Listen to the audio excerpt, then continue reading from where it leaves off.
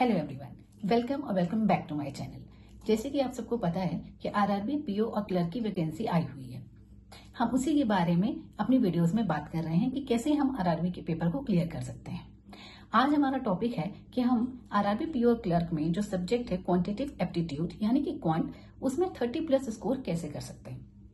देखिए, क्वांट में 30+ स्कोर करना प्री में कोई बहुत बड़ी बात नहीं है, ना ही बहुत मुश्किल है, लेकिन इसके लिए आपको कुछ चीजों का बहुत ध्यान रखना है और बहुत ही सेलेक्टिव होना है, तभी आप 30+ स्कोर कर पाएंगे।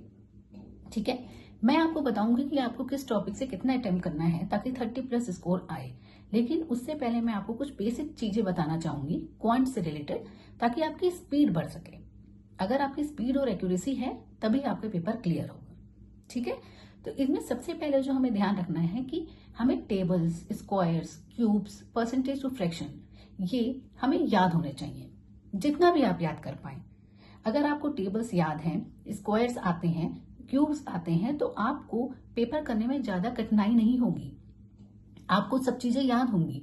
अगर आपको कोई अचानक से आपसे आके पूछ रहा है कि 39 का स्क्वायर कितना होता है, तो आपको तुरंत आना चाहिए 1521, आपको सोचना ना पड़े। इससे बहुत टाइम बचता है।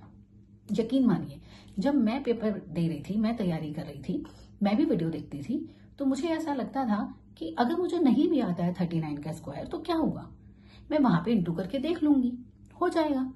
लेकिन सही बता रहे हैं, अगर आप क्यूब्स और स्क्वायर याद करते हैं तो पेपर में बहुत फर्क पड़ता है, स्पीड में बहुत फर्क पड़ता है। जब हम तैयारी कर रहे होते हैं तो हमें लगता है 3-4 सेकंड से क्या ही फर्क पड़ेगा, लेकिन आप सोचिए अगर हर क्वेश्चन में आपके 4 से 5 सेकंड बच रहे हैं तो ओवरऑल आपका कितना टाइम बच जाएगा। मैंने भी जब इन चीजों को याद करना शुरू किया, मेरा बहुत टाइम बचने लगा और मेरे अटेम्प्ट बढ़ने लग गए।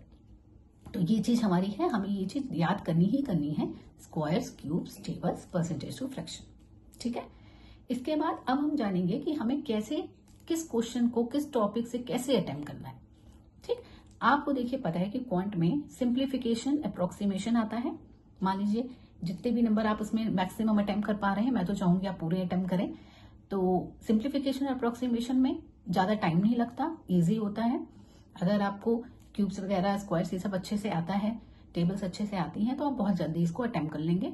और ये ऐसा सब्जेक्ट है कि आप 100% एक्यूरेसी के साथ ही करेंगे। आपका आंसर आएगा तभी आप ऑप्शन लगाएंगे, तो एक्यूरेसी तो रहेगी, स्पीड हमारी होगी प्रैक्टिस से, अगर हम डेली प्रैक्टिस करते हैं। ठीक, एक हमारा हो गया सिंप्लीफिकेशन, अप्रोक्सीमेशन। दूसरा जो हमारा है वो है नंबर सीरीज। आप अगर मॉक टेस्ट देते आए हैं, आप प्रिपरेशन कर रहे हैं, तो आपने नंबर सीरीज की भी प्रिपरेशन की होगी, और अगर आपने डेली उसकी प्रिपरेशन की होगी तो आपको पेपर के दौरान ज्यादा कठिनाई महसूस नहीं होगी, आप आराम से उसको भी कर लेंगे। ठीक, तीसरा आता है क्वाड्रेटिक इक्वेशन। क्वाड्रेटिक इक्वेशन हम बहुत टाइम से करते आ रहे हैं, स्कूल में भी करते थे। अगर आप मॉक टेस्ट देते आए होंगे तो उसमें भी आपको प्रॉब्लम फेस नहीं करनी पड़ेगी। फिर आता है डीआई, डेटा इंटरप्रिटेशन। प्री में डेटा इंटरप्रिटेशन बहुत टफ नहीं आता है। अगर आपकी कैलकुलेशन स्पीड बहुत फास्ट है तो आप आराम से उसको अटेम्प्ट कर लोगे।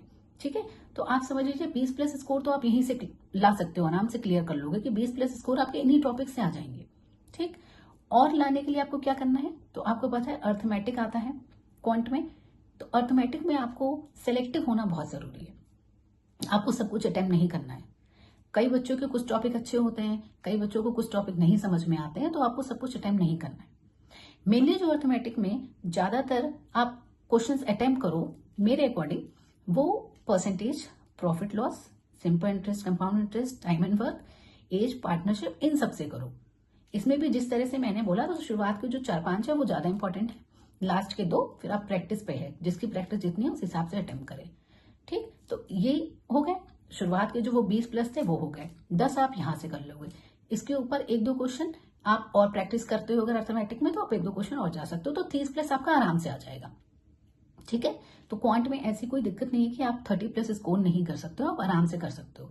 अगर आपने प्रैक्टिस की है रोज तो आप कर सकते हो। इसके लिए आपको यही करना है कि रोज रोज आपको प्रैक्टिस करनी है। नंबर सीरीज के रोज 5 से 10 क्वेश्चन लगाने हैं विद टाइमर, ये बहुत जरूरी है। आप अपने मोबाइल में टाइमर लगाइए। ठीक है, जितने भी सेकंड का है, इनिशियली आपको थोड़ा ज्यादा टाइम लगेगा, फिर धीमे धीमे कम होता जाएगा।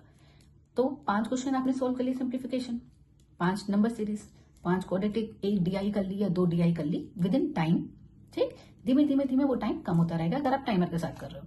अगर आप विदाउट टाइमर करते हो तो आपको ऐसा लगता है आपने बहुत जल्दी सॉल्व कर लिया, लेकिन ऐसा नहीं। इसलिए टाइमर के साथ करना बहुत जरूरी है, क्योंकि इससे आपको एग्जाम का प्रेशर फील होगा। एग्जाम में भी टाइम चलता रहता है ऊपर, तो आपको वो चीज फील होगी कि हाँ मुझे इतने सेकंड में ये चीज करनी है। ठीक, प्रीवियस ईयर के पेपर जरूर देखिए, ठीक, कि किस पैटर्न पे कैसे क्वेश्चन पूछे जाते हैं, क्या मुझे ये आ रहे हैं या नहीं आ रहे हैं, इस चीज को आप जरूर देखिए। इससे आपको बहुत फायदा मिलेगा। ठीक है, रोज आपको प्रैक्टिस करनी है, प्रीवियस ईयर के पेपर देखने हैं, और जितनी चाहे जितनी आप कर पाए उतना आप प्रैक्टिस पे ध्यान दीजिए, मॉक टेस्ट दीजिए। आप सब्जेक्ट वाइज मॉक टेस्ट दे रहे हैं, आप टॉपिक वाइज मॉक टेस्ट दीजिए।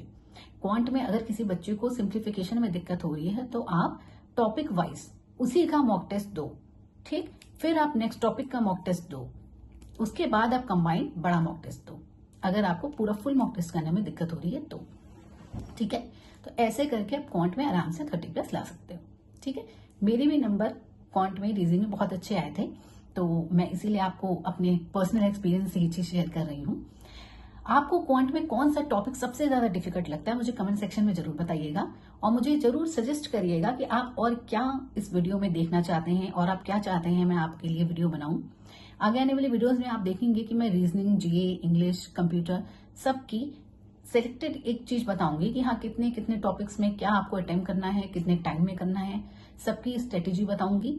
तो बने रहिए मेरे वीडियोस में, बने रहिए मेरे चैनल पे, और मेरे चैनल को आगे जरूर बढ़ाइए, मुझे सपोर्ट जरूर करिए। Thank you so much. मेरे चैनल को सब्सक्राइब करिए, वीडियो को लाइक करिए, शेयर करिए, बेल आइकन को प्रेस करना ना भूलें ताकि मेरी वीडियोस आपको टाइम से मिल सके। Thank you so much.